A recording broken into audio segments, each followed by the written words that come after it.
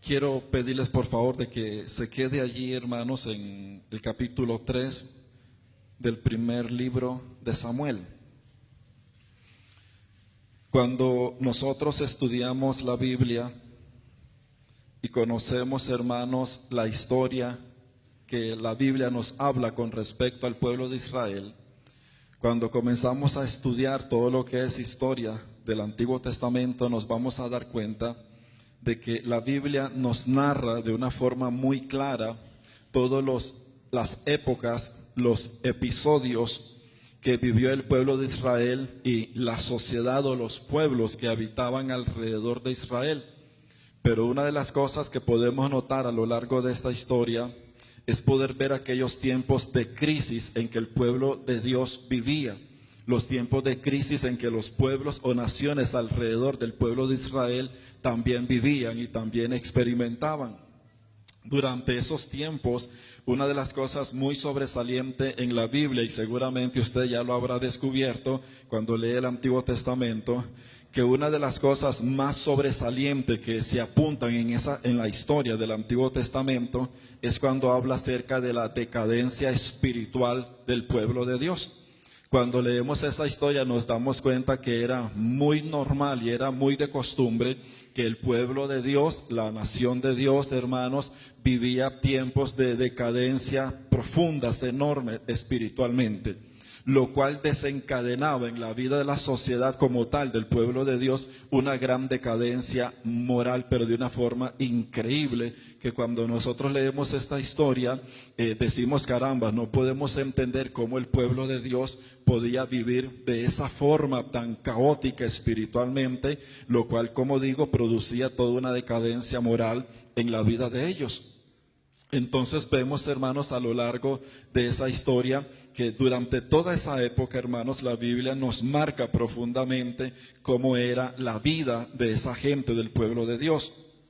Y mediante profundizamos un poquito más en la historia, nos damos cuenta, hermanos, que la expectativa que Dios tenía de su pueblo, un pueblo que había sido llamado para vivir con Dios, para buscar a Dios, un pueblo que había sido llamado para tener comunión con Dios, un pueblo que había sido llamado para tener, hermanos, una vida de rectitud, de conversión, de transformación, de santidad, de obediencia a Dios. Nos percatamos y nos damos cuenta que la Biblia nos dice que aunque esa era la expectativa de Dios, la experiencia del pueblo como tal en la vida diaria era total y absolutamente contraria a lo que Dios esperaba y a lo que Dios había señalado que se debía de vivir. Si esa era la condición del pueblo de Dios, ¿cómo no era, hermanos, entonces la condición de los pueblos alrededor de ella? Cuando miramos que el pueblo de Dios, hermanos, estaba caído delante de Dios, aun cuando tenía todo lo necesario para poder vivir y agradar a Dios, miramos que la experiencia de ese pueblo no era esa. Si eso era con la gente que tenía ley, si eso era con la gente que tenía Dios, si eso era con la gente sobre la cual Dios se manifestaba, ¿cómo no era entonces, hermanos, la situación de decadencia espiritual en los pueblos alrededor? Y cómo no más era la inmoralidad que los pueblos alrededor también vivían. Eso nos hace pensar, hermanos, que de igual forma en estos tiempos en los que nosotros vivimos, la iglesia ha sido llamada por Dios, hermanos, a tener una vivencia real con Dios. No ha sido llamada para hablar de Dios en el sentido simplemente de una expresión, sino que Dios llamó a la iglesia, estableció a la iglesia para que la iglesia pudiese caminar con Dios, aprender de Dios, tener comunión con Dios, tener relación con Dios. Entonces la expectativa de Dios es la misma expectativa que tenía acerca del pueblo de Israel. Dios tenía la expectativa del pueblo de Israel que esta nación caminara en esa rectitud para con Dios. En los tiempos actuales, la misma expectativa la tiene Dios para con usted y para conmigo.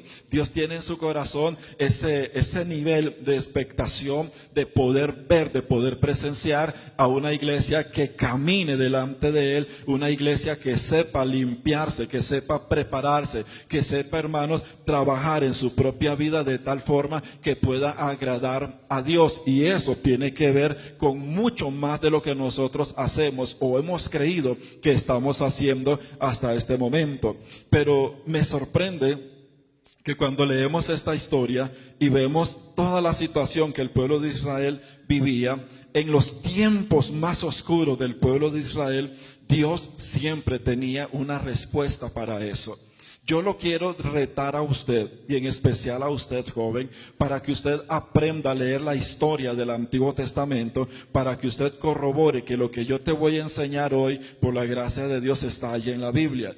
Cuando los tiempos eran más oscuros para el pueblo de Israel, Dios siempre tenía un as debajo de la manga. Cuando el pueblo de Israel abandonaba a Dios, Dios siempre tenía una respuesta para el pueblo de Israel. Cuando todo estaba por irse a pique, cuando la decadencia espiritual era profunda y la inmoralidad aún más profunda, Dios siempre tenía una respuesta. Y esa respuesta precisamente Dios la tenía y la encontraba siempre en la Biblia, en la vida de un joven. No en la vida de un anciano, sino en la vida de un joven. Cuando tú lees esa historia, te vas a dar cuenta lo impresionante que eso es, porque cuando comenzamos a leer acerca de esos tiempos decadentes en el pueblo de Dios, nos damos cuenta que Dios siempre llamó a un joven para que a través de la vida de ese joven se iniciara una nueva historia en el transcurso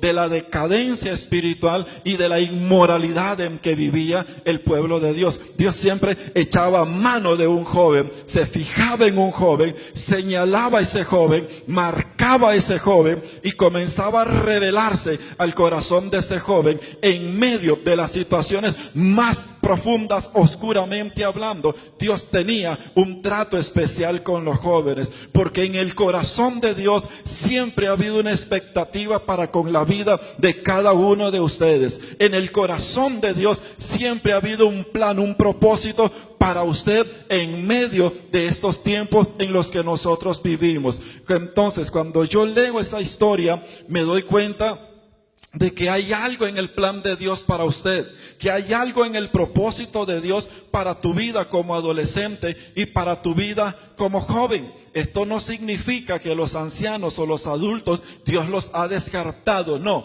porque hay momentos en la Biblia donde también Dios echó mano de ancianos y echó mano de hombres adultos, pero generalmente encontramos en la Biblia que los momentos o las historias más prominentes, historias que marcaron un antes y un después en la historia del pueblo y de la sociedad de los pueblos de aquel tiempo, las historias más sobresalientes las tuvo Dios con un joven en su momento. Permítame hablarles de unos rápidamente, usted los conocerá. Cuando hablamos por lo menos de un José, ¿recuerdan la historia de José? Dice la Biblia en el libro de Génesis de que José era un joven de 17 años cuando José por primera vez en su vida, Dios viene a él y pone un sueño, mientras dormía obviamente, pone un sueño en el corazón de José. José cuando tiene ese sueño, él todavía no se percata del nivel y de la grandeza con que Dios estaba pensando con ese muchacho cuando tenía tan solamente 17 años. La historia nos habla que comienza todo un proceso con sus hermanos, porque aquí en la historia de José encontramos algo muy interesante, y es de que José no tenía ni los mejores padres ni los mejores hermanos. Los hermanos de José, hermanos, esa familia de José era una familia 100% disfuncional. Todos los hermanos que tenía José eran de diferentes madres. Eso creaba todo un conflicto en el seno familiar. Y cuando José viene y cuenta el sueño que Dios le puso, los hermanos sienten envidia de él y comienzan a planear cómo matarlo, cómo arruinarle la vida, cómo complicarle la vida a ese muchacho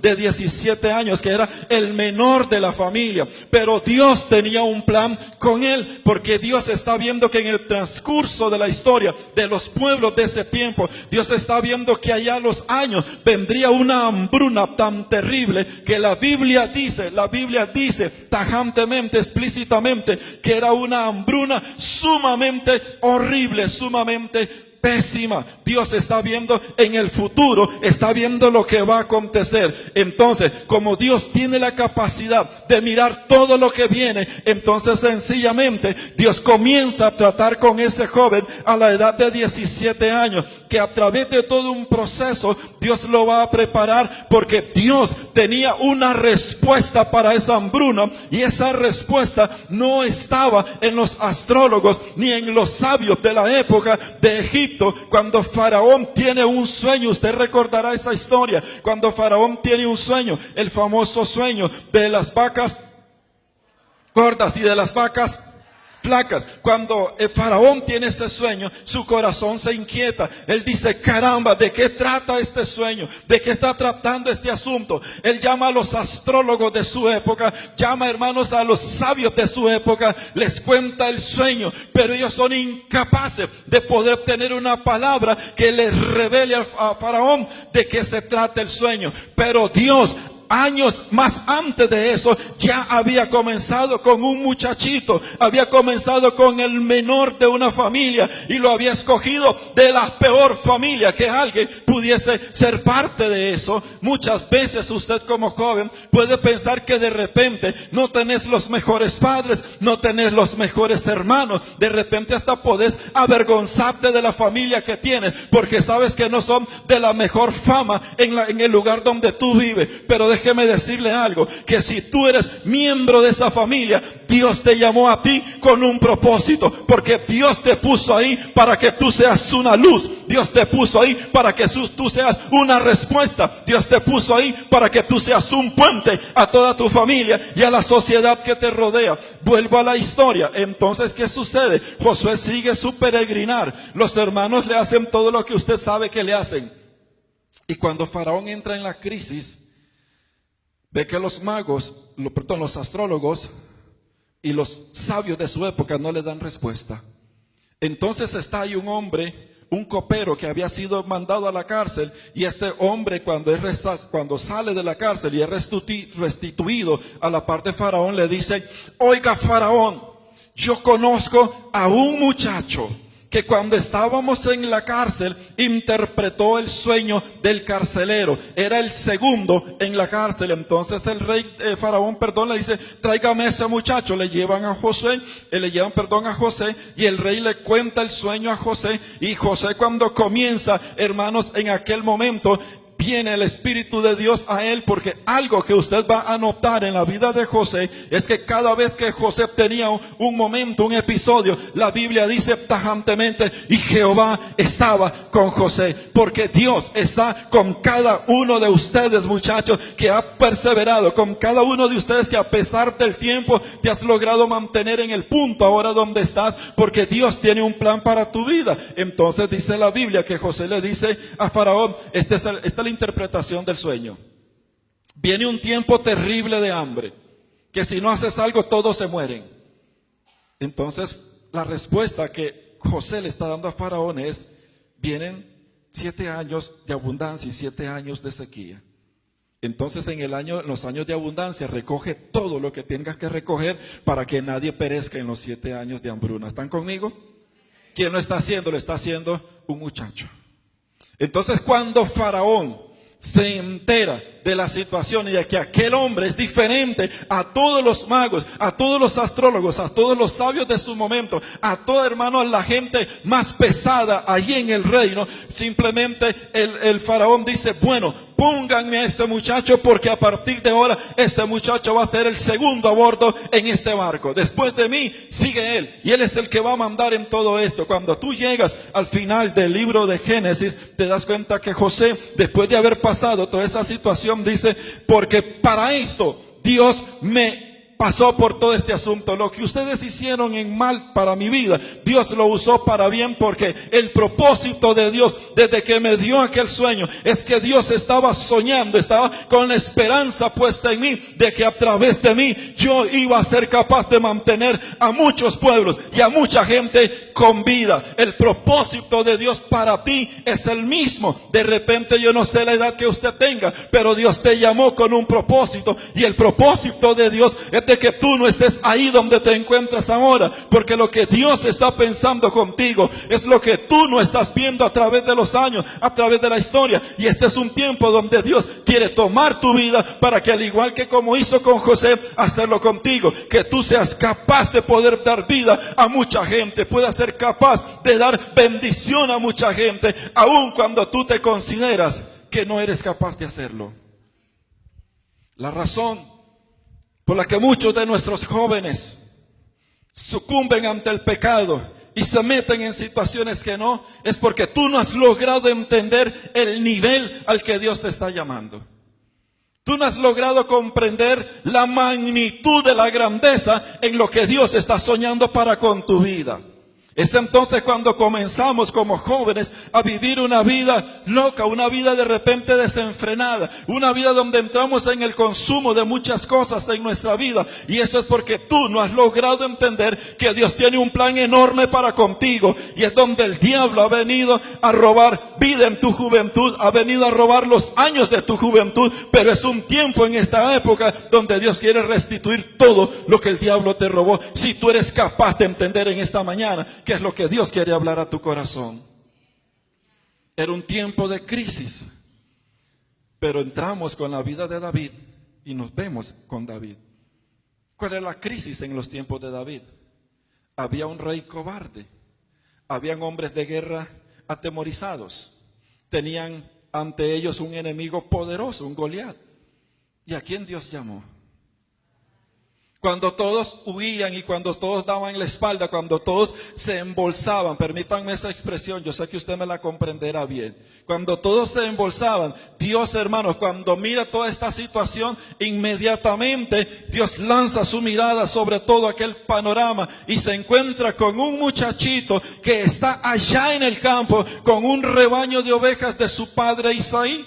Entonces Dios le habla a Samuel y le dice: vete a casa de Isaí y te voy a decir, vas a ungir a un hombre ahí porque este va a ser el nuevo rey de Israel. Vamos a quitar a Saúl. Él ha fallado en este plan. Él falló en la situación de lo que teníamos que hacer. Él no hizo lo bueno, hizo lo incorrecto. Por lo tanto, quito a Saúl, pero me he hecho de un hombre conforme a mi corazón. Y cuando Dios dice me he hecho de un hombre, no está hablando de un adulto de 30 años, está hablando de un joven, porque Dios había mirado en el corazón de ese joven que tenía un corazón como el corazón de Dios, un joven que tenía la potencia para poderle responder a Dios positivamente. Cuando todo se había caído, había un joven que estaba listo, estaba dispuesto para responder a Dios positivamente.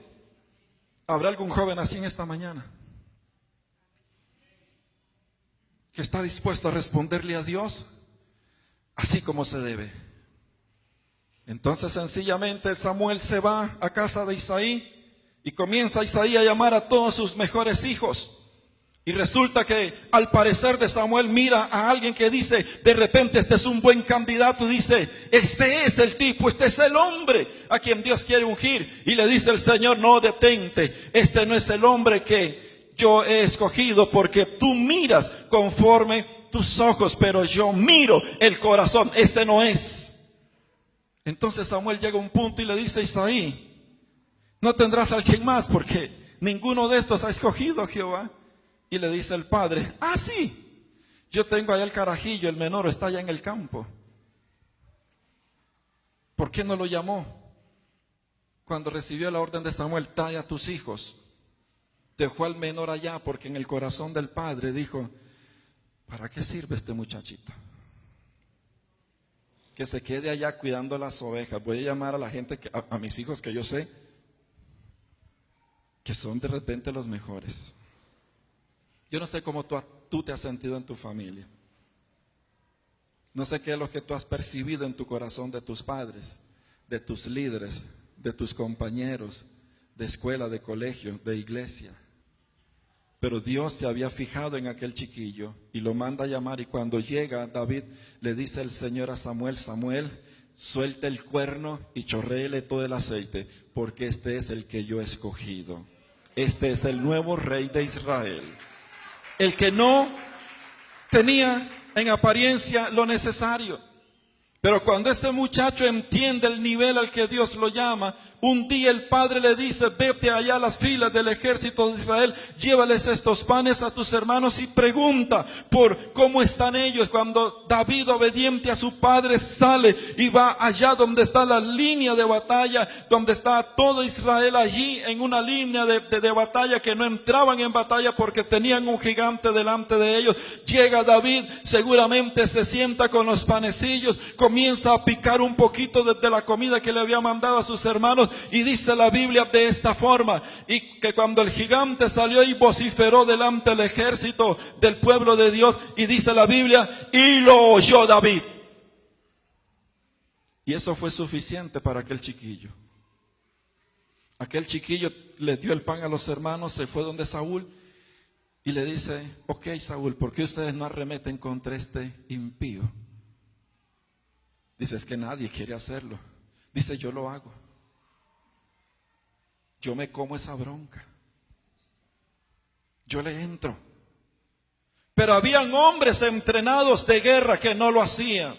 Y es que quiero decirle a usted, joven, cuando tu pastor, tus pastores, tus líderes, tus diáconos, la gente principal de la iglesia no se enfrenta a las cosas que tiene que enfrentarse, alguno de ustedes, joven, tiene que levantarse y decir, yo lo hago, yo estoy dispuesto a hacerlo. Cuando los pastores fallan, cuando el liderazgo falla, alguien tiene que levantarse y decir, aquí estoy yo le entro al asunto, aunque aquellos grandes no lo quieran hacer.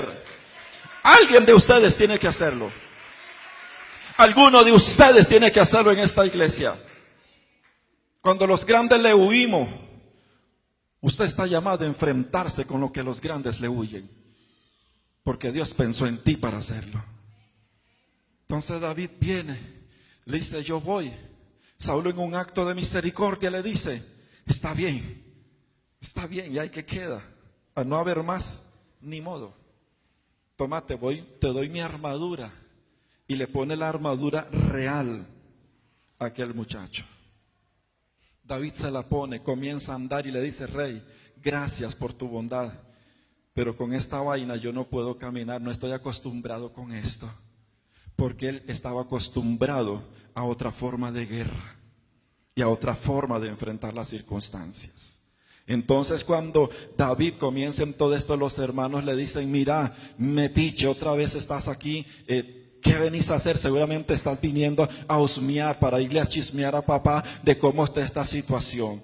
Pero David tenía en su corazón un fuego que los hermanos no entendían, ni el rey ni la gente de guerra lo entendía. Entonces David sencillamente dice, ábranme campo porque yo voy para adelante. ¿Quién es este tipo? Y resulta ser que dice la Biblia que toma su onda, toma 5 piedras del arroyo lisa, las echa en su saquito y se va a enfrentar con aquel hombre grande. Y aquel hombre grande, usted conoce la historia, le dice a David, oiga, tú vienes a mí como que te vas a enfrentar con un perro. Venís con esas vainas que te vas a enfrentar acaso con un perro. Te voy a decir algo, David, hoy mismo las aves de los cielos van a comer tu cuerpo porque hoy te despedazo. Y David se sacude, aquel muchacho se sacude y le dice, tú vienes a mí con jabalina y vienes a mí con lanzas, pero yo vengo a ti en el nombre de Jehová de los ejércitos, a quien tú has provocado. O sea, te embarcaste, Goliat, te embarcaste. Si todos esos cobardes que están ahí no te han enfrentado conmigo, te embarcaste porque yo te escuché y no has ofendido a mí ni al pueblo. Ofendiste a Dios y el pleito es con Dios. Ahora vamos a ver cómo es el asunto. Pero tiene que haber un joven que se atreva a hacer lo que los demás no hacen. Tiene que haber un joven en esta iglesia que se atreva a hacer lo que los demás no hacen.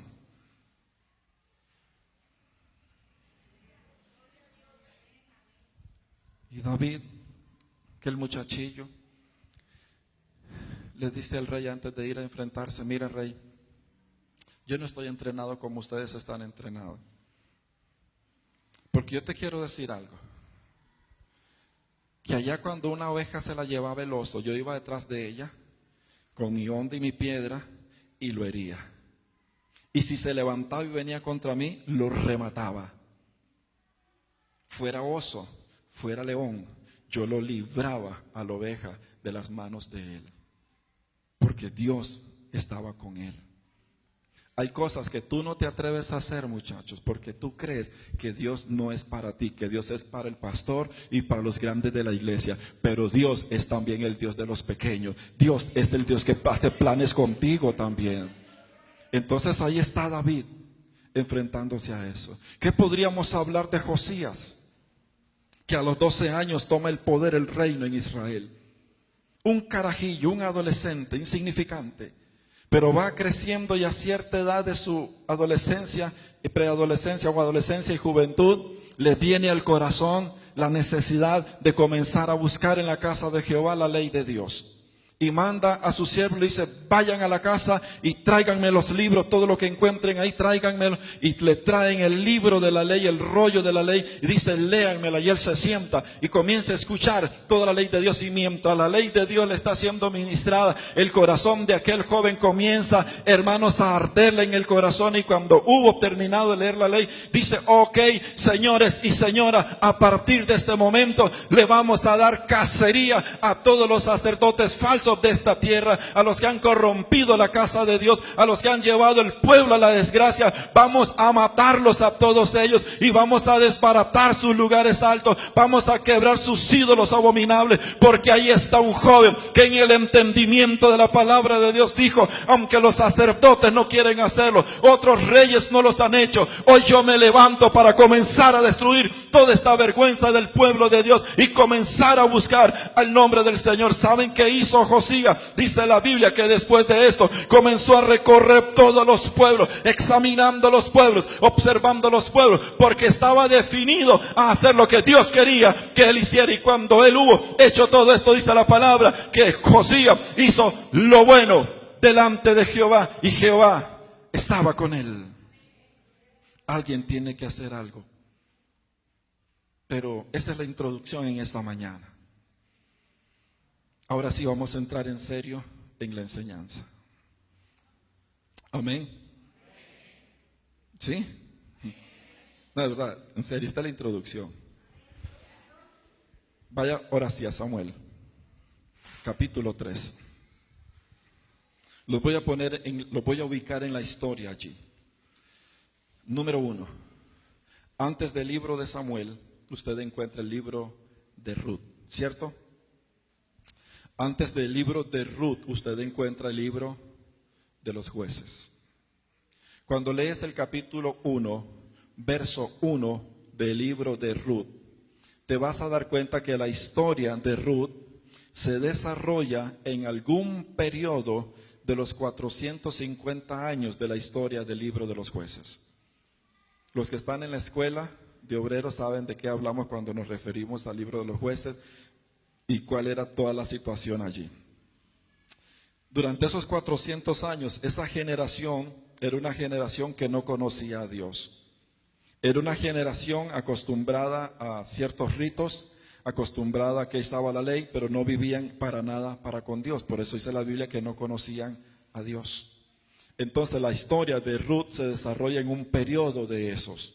Cuando entramos al libro de Samuel, nos vamos a dar cuenta que la historia de Samuel es una de las historias más importantes en la vida del pueblo de Israel. Es una de las historias que puede compararse con la historia del llamamiento de Moisés y la historia de la misión de Jesús.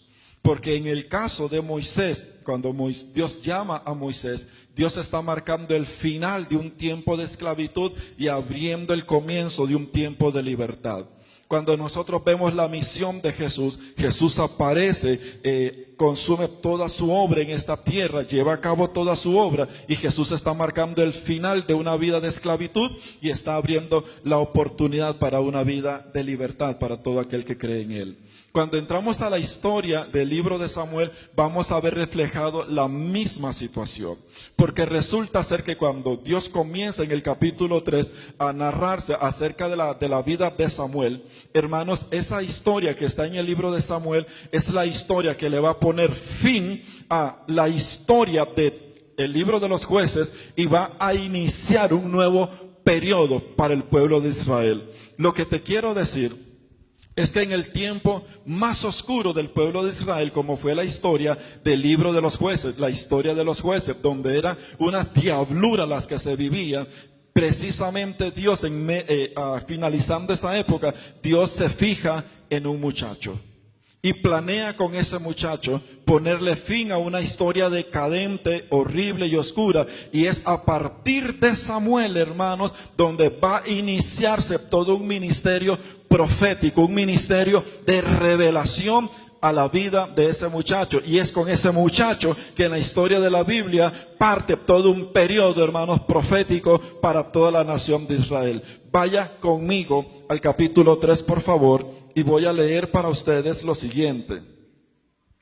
El joven Samuel ministraba a Jehová en presencia de Elí. Elí era el sumo sacerdote para esos días, en los días de Samuel. Y la palabra de Jehová escaseaba en aquellos días. No había visión con frecuencia. La Biblia está hablando que durante ese periodo en que Samuel comienza a ser levantado, dice la Biblia que en ese tiempo, hermanos, no había palabra de Dios, no había revelación de Dios, y obviamente no podía haber palabra de Dios, no podía haber revelación de Dios. No dice de que no había ley, no dice de que no había conocimiento de la ley. Claro, ahí estaba la ley, ahí estaba el conocimiento en la mente de esa gente con respecto a la ley. Pero cuando la Biblia dice que no había revelación, no había palabra de Dios con frecuencia, se está refiriendo al hecho de que por no haber alguien que buscara decididamente el rostro de Dios, no había revelación en el corazón de alguien con respecto a la ley de Dios. Tú puedes tener mucho conocimiento de la Biblia, puedes manejar la Biblia de atrás para adelante, de arriba para abajo, sin necesariamente tener revelación de Dios en tu vida. Hay gente que conoce Biblia, pero no vive Biblia. Y la gente que conoce Biblia y no vive Biblia es gente que no tiene la revelación del Espíritu Santo en su vida. Solo tiene la letra, y la letra es la que termina matándote, porque hace crecer tu ego, tu arrogancia y tu soberbia. Entonces, ¿dónde decimos? No me digas nada, yo todo lo conozco. Iglesia, joven, no se trata de cuánto usted conoce, se trata de cuánta revelación usted tiene del Espíritu de Dios en su vida. Entonces, en los días de los jueces, como no había gente, no habían líderes, no habían sacerdotes, no había nadie que buscara a Dios, por lo tanto no había revelación de Dios. Por eso la gente vivía como un caballito.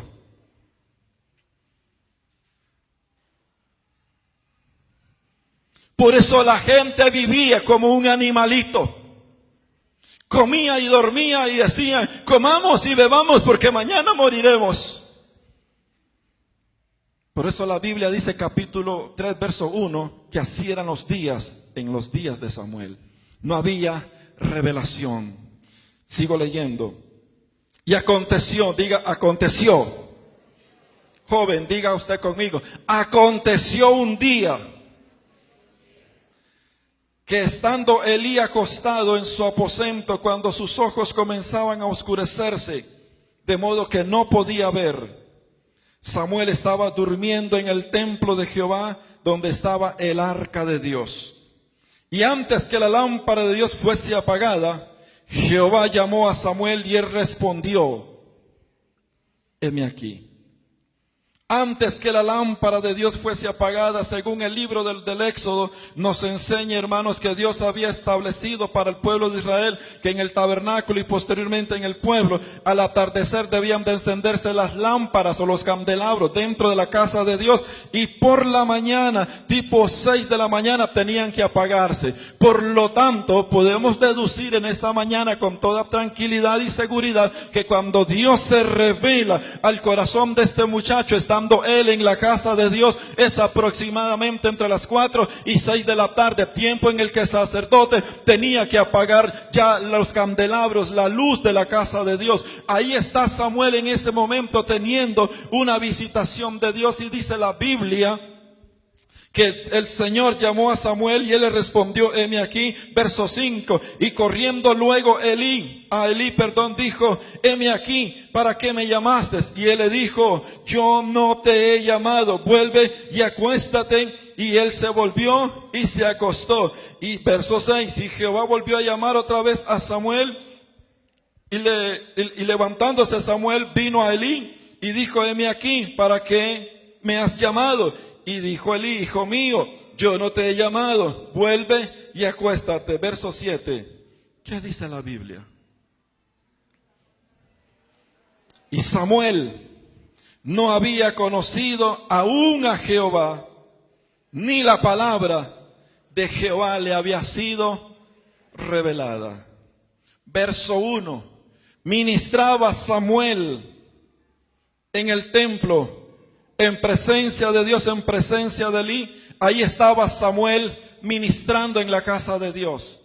Esa palabra ministrar significa que era la responsabilidad de aquel jovencito llamado Samuel limpiar, acomodar los chunches, jalar los tiliches, andar limpiando, andar acomodando. ¿Dónde estaba su servicio? Estaba en la casa de Dios. Pero aun cuando estaba sirviendo y estaba haciendo cosas en la casa de Dios, lo menos que Samuel se estaba imaginando era la magnitud del propósito de Dios para con él. Él tan solamente estaba haciendo lo que se había acostumbrado a hacer las pequeñas cosas dentro de la casa de Dios, pero Dios tenía un plan con él. El plan de Dios con él era marcar un antes y marcar un después en la historia del pueblo de Israel. Entonces está ahí Samuel y dice la Biblia, y Samuel no conocía a Jehová. Es que, hermanos, muchachos, usted necesita tener una revelación de Dios a su corazón. Yo no sé cuántos años tú has tenido de estar metido en una iglesia y has hecho cosas en la iglesia y te gusta hacer cosas en la iglesia, pero tal vez tú nunca has conocido a Dios en una revelación personal a tu corazón. Porque el día que usted entienda que Dios no está pidiendo de usted que jales y limpies chunches meramente, el día que usted comprenda que el plan de Dios es más que eso, el plan de Dios es poderse revelar a tu corazón de tal forma que usted como joven o adolescente comiences a comprender de que hay un Dios que tiene un plan contigo, hay un Dios que tiene propósito para tu vida, que Dios no vino a tu vida para arruinar tu vida, sino para engrandecer tu vida. El día que usted comience a tener esa revelación, todo tu ser, toda tu vida estará un giro enorme, como lo hizo con Samuel. Continúa diciendo la historia que después de este tiempo vuelve otra vez la palabra. Entonces ya Samuel estaba un poquito orientado por el sacerdote Elí. Le dice, mira, yo no te estoy llamando, seguramente es Dios que te llama. Cuando Él te vuelva a llamar la otra vez, tú le dirás, heme aquí, Señor, responde que tu siervo oye. Permítame ponerlo en contexto. Cuando esto pasa, capítulo 2 del libro de Samuel, te narra, te describe la condición del sacerdote Elí y la condición de los hijos de Elí, Ofni y Finés, sacerdotes también. Dice que grande era el pecado de los hijos de Elí. Y los hombres, dice, menospreciaban las ofrendas de Dios. Lo que estaba pasando, la inmoralidad o el grado de inmoralidad que había en los tiempos de Samuel era terrible. Y solo para darle una pequeña descripción a usted, dice la Biblia que cuando estos dos hijos de Elí estaban oficiando en el templo, dice que se acostaban con las mujeres que llegaban a ofrendar en la puerta de la casa de Dios. ¿Qué significa eso?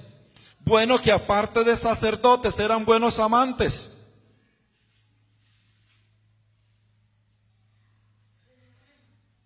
No le estoy hablando a usted del narcotraficante ni el que tiene el dueño de la cantina. Le estoy hablando de gente que estaba en la casa de Dios, que conocía ley, que conocía todo lo referente a cómo vivir y cómo hacer. Pero estos muchachos habían tomado la decisión en su corazón, los hijos de Elí, de hacer cualquier tipo de perversión en la casa de Dios. Y ahí estaban ellos. Y ahí estaba el joven Samuel mirando todo aquel espectáculo de lo que estaba sucediendo. El padre de ellos, Elí, el sumo sacerdote, también sabía de todas las fechorías de sus hijos, pero nunca se levantó para estorbarle a sus hijos.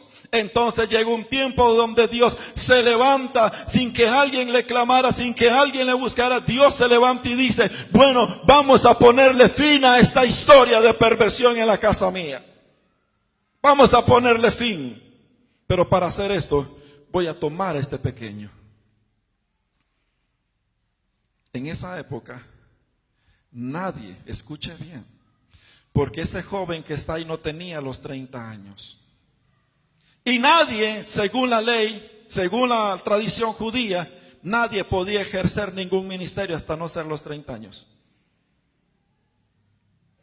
Perdone la expresión que voy a usar, pero a Dios le va flojo tus leyes y mis leyes. Cuando Dios dice voy a hacer algo, lo va a hacer, y va a buscar a un joven para demostrarle a los grandes que a pesar de ser pequeño y no calificar, con eso Él cambia la historia de cualquier situación en cualquier lugar. Entonces, cuando eso comienza a suceder, Dios comienza a armar su plan. Comienza en medio de esa gran desgracia en el pueblo y comienza entonces a trabajar con la vida de Samuel. Cuando Samuel comienza a entender el diseño de Dios para su vida, él viene entonces y dice, cuando ya fue a Elí le dice: yo no soy, es Dios quien te está llamando, respóndele aquí, porque ya el asunto es usted y Dios. Y dice la Biblia que Samuel le dice: heme aquí, habla, que tu siervo oye.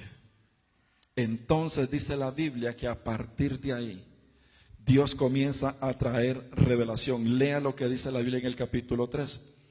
Dice que Jehová entonces comenzó a decirle: grande es el pecado de la casa de Israel. Por lo tanto, te levantarás y dirás esto a la casa de Israel. Y comienza Dios, hermanos, a traer la revelación. Pero mira lo que está sucediendo. Antes de Samuel no había palabra, antes de Samuel no había revelación. Es hasta cuando Samuel entra en esa relación con Dios que la palabra comienza a ser revelada al corazón de aquel muchacho. Y la Biblia va terminando ese capítulo cuando dice que Dios estaba con Samuel y la palabra que Samuel hablaba no caía a tierra. ¿Qué significa? Que Dios estaba tan de mano con Samuel que lo que Samuel decía, Dios lo respaldaba. ¿Dónde inició esto?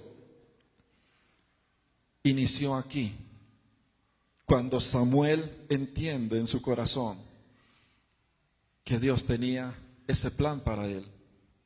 Que a pesar de que todas las cosas estaban feas, horribles, él sabía que Dios lo estaba llamando a él para marcar una gran diferencia en medio de sus días. Joven, seguramente, segurísimo, usted ya vio la condición en que se vive en estos tiempos. Seguramente usted ya vio lo que se vive afuera y lo que se vive adentro. Ya miraste todo el escenario.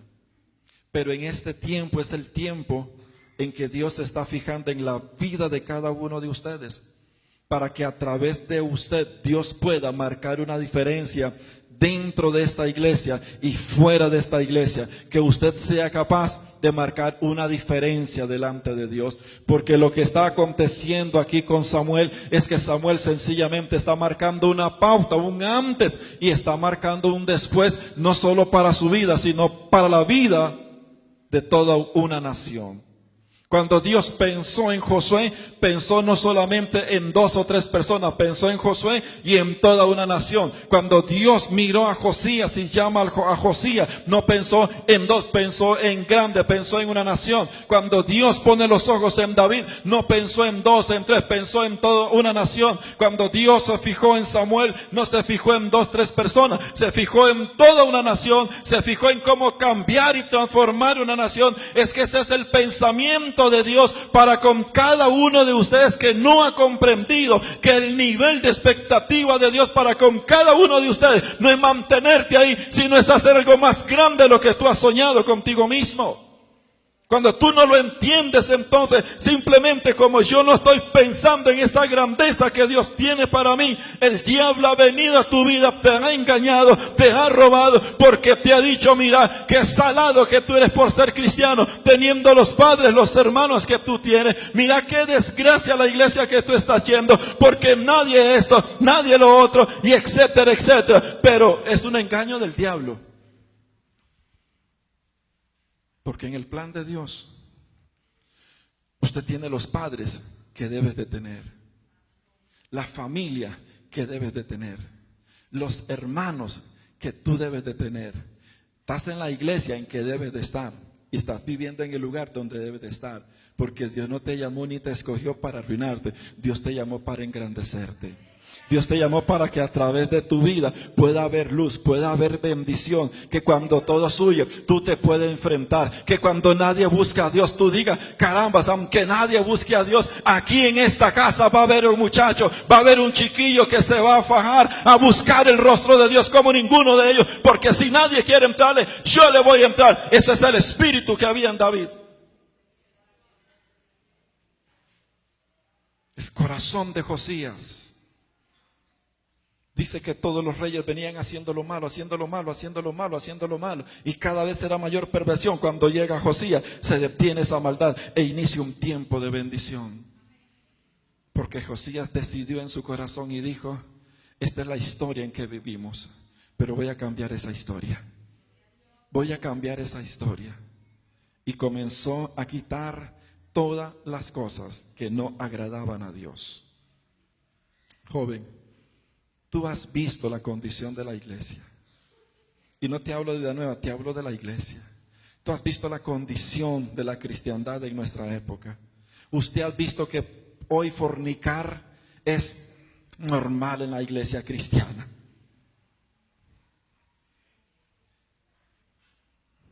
Es la verdad. Cometer cualquier tipo de pecado en la iglesia, en la vida de los jóvenes, es normal.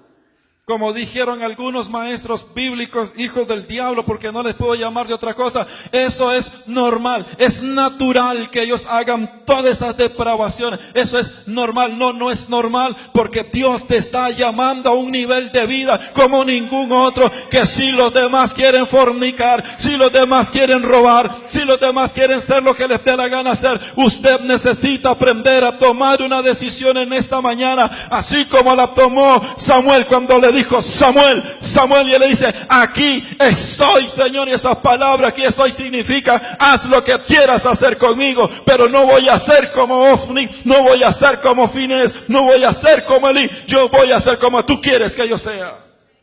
Tiene que haber alguien que se levante en ese nivel para con Dios. Entonces entrarás al nivel en que entraron estos muchachos. Y te puedo seguir leyendo historia, pero el tiempo se nos va. De tantos jóvenes que en momentos así tomaron una decisión.